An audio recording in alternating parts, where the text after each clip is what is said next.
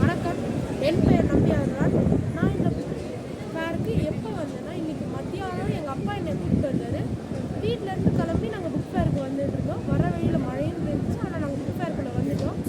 வந்த உடனே நாங்கள் சுற்றி பார்க்க ஆரம்பிச்சிட்டோம்.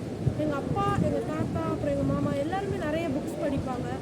அவங்க புக்ஸ் படிக்கிற பார்த்து எனக்கும் புக்ஸ் படிக்கிற ஆசை வந்துச்சு. எங்கள் அப்பா என்னை இங்கே மெயினாக கூப்பிட்டு வந்ததுக்கான காரணம் என்னென்னா, டிவி நிறைய பார்க்காம ஸ்கிப் பண்ணலாம், புக்ஸ் படிக்கிறதுனால நாலேஜ் வளரும், அந்த மாதிரி விஷயங்களை கற்றுக்கிறதுக்காக தான் கூப்பிட்டு வந்தார். அது மட்டும் இல்லாமல் நான் இங்கே நிறைய கலெக்ஷன் புக்ஸ் பார்த்தேன். அந்த புக்ஸில் நான் ஒரு சில புக்ஸ் செலக்ட் பண்ணி வச்சுருக்கேன். அந்த புக்ஸ் எனக்கு ரொம்பவும் பிடிச்சிருக்கு. இந்த புக் ஃபேரில் எனக்கு ரொம்ப பிடிச்ச ஒரு சில புக்ஸ் எப்படி இருக்குன்னா, ஒரு சில நாவல்ஸ், அப்புறம் இங்கிலீஷ் புக்ஸ் நிறைய இருக்குது. அது மட்டும் இல்லாமல் நம்ம கலாச்சாரத்தை பற்றியும், ஆர்கியாலஜிஸ்ட், ஃபிலாசபி, இந்த மாதிரி நிறைய புக்ஸும் இருக்குது. இந்த புக் ஃபேரில் எந்த மாதிரி ரொம்ப எல்லாமே சில்ட்ரன்ஸ்லேருந்து அடல்ட்ஸ் வரைக்கும் எல்லாருக்கும் தேவையான எல்லா புக்ஸுமே இருக்குது. எனக்கு இதெல்லாம் ரொம்ப பிடிச்சிருக்கு. நான் வருஷம் இந்த இடத்துக்கு வரலான்னு ஆசைப்பட்றேன். தேங்க்யூ. உங்கள் பேர் என்ன படிக்கிறீங்க?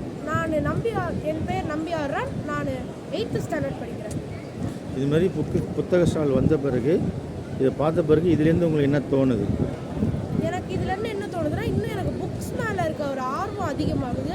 ஸ்கூல் புக்ஸ் மட்டும் படிக்காமல் அதுலேருந்து நாவல்ஸ், இந்த மாதிரி நிறைய வேறு புக்ஸையும் எடுத்து படிக்கணும்னு ஆசைப்படுறேன்.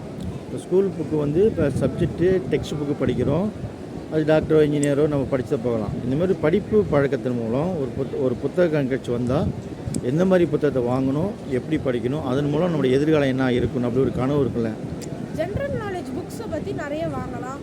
அது மட்டும் இல்லாமல் நாவல்ஸ் வாங்கலாம். அதெல்லாம் படிக்கிறதுனால நம்ம நாலேஜும் வளரும். நம்ம தமிழ் கலாச்சாரத்தை பற்றி நிறைய கற்றுக்கலாம்.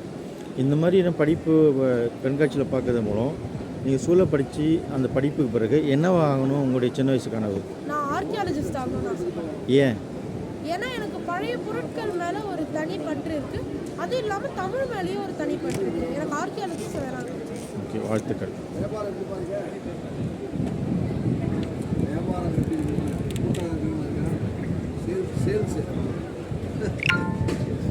முதல் வருஷத்துக்கு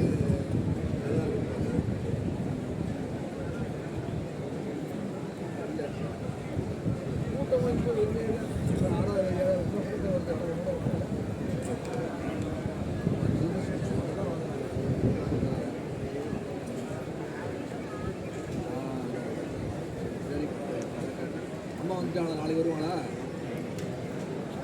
அம்மா வருவாங்களான்ற.